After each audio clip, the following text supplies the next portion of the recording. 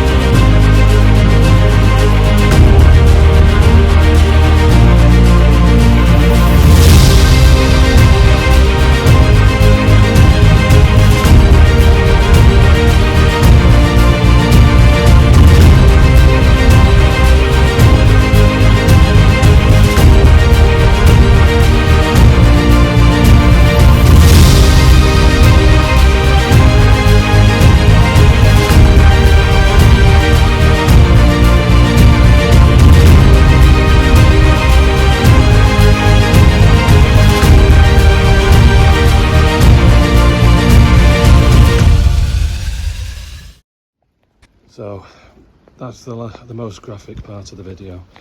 It's a good job it's classed as not for children. So now what I'm going to do is put bark mulch on the roots of everything, or around the base of the roots, be it plants that are going to have extra protection than that, or plants that are just going to have that around the base, like the colocasias. So I'll do everything at the same time that involves bark mulch, and then go to the next stage of protection after that on the plants that need it.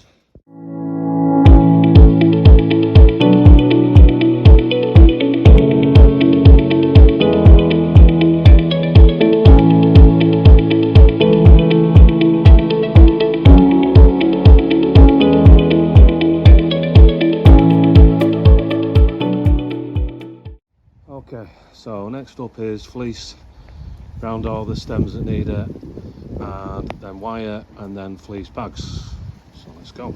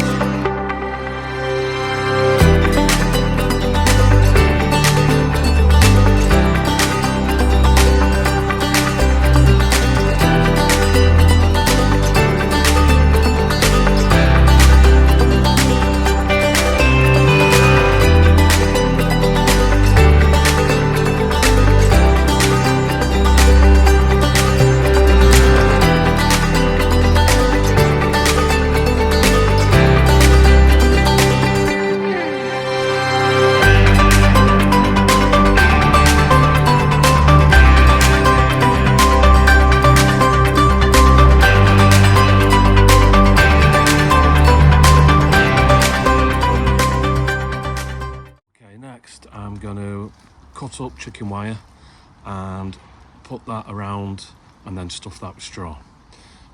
Always remember to wear gloves. Yeah, okay, let's get cutting.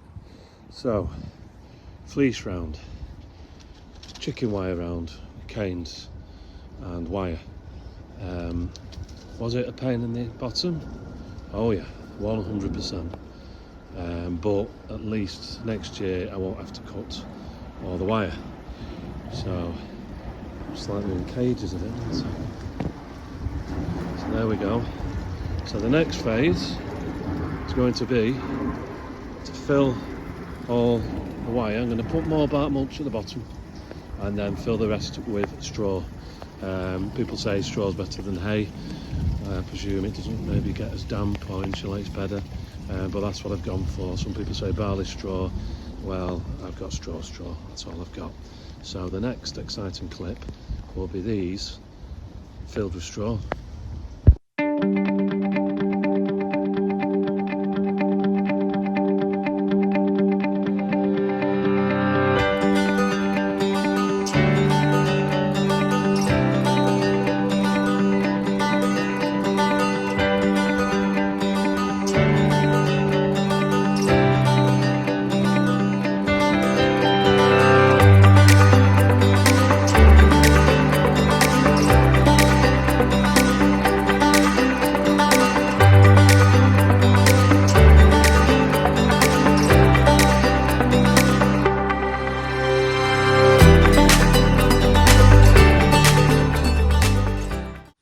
Okay, I've also wrapped up the 2 Dixonia Antarcticas that I've got.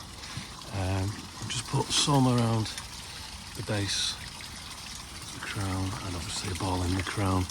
And what I've done under the ball is put some bark mulch just to feed it a little bit maybe. And there's some leaves that fall and so I've left those there. I'll remove that when we have times where we're definitely not going to have a frost. And I will still be watering and feeding once a month. Obviously, I'm going to leave the fronds on until the spring, so we don't have any shrinkage in the crown because none of us like any shrinkage. So, chicken wire round, straw round, on top of the fleece that's round, on every one of them. Make sure I've pushed it right down to the bottom because obviously that's fair. There's no point protecting the top if it dies off at the bottom. So they've all been done so far, and the next step is going to be to put another fleece blanket over the top. Why not? Maybe something over that, waterproof on top of the fleece bag, the top, not all of it, so it's still breathe. But there we go, nearly finished. In all honesty, these plants are sleeping out better than I have when I've staggered home from the pub and forgot my keys and slept on the table with the umbrella up. So again, all this information has been gleaned from the internet, from George's Jungle Garden, Richard's Tropical Garden, Tiki Tropical Gardens, Yorkshire Chris, and others who, sorry if I've forgotten, the Old Monton Tropical Gardens. They have different versions of what they do, and by all means, if you think what I've done is wrong, then please tell me, so that people don't follow my bad advice. And you call me daft, it helps the algorithms, maybe more people will watch, and then one day I might make a couple of pounds to buy beer from a video, rather than Mark Zuckerberg taking all the money from the adverts. But you never know. Anyway, thanks again very much for watching. Next video will be probably in the middle of winter. Quickly, as you can see, we still have lots of greenery, which should be this green the rest of the year. So stuff like this Loriopsis, which I planted that you can't see in the summer, now you can see in the winter. Evergreen ferns, evergreen plants. So we still have a garden. We're not a wonder for a couple of months. You know, we've still got some stuff, a lot of stuff here that will be okay. Not that's going to the front, but the rest of this will be fine. And green over the winter. So yeah, next video will be maybe January, February. We'll see what's alive, and then unwrapping of these, as I say, fleece next on top of that, and then plant pot or something on the very top. So thanks very much for watching.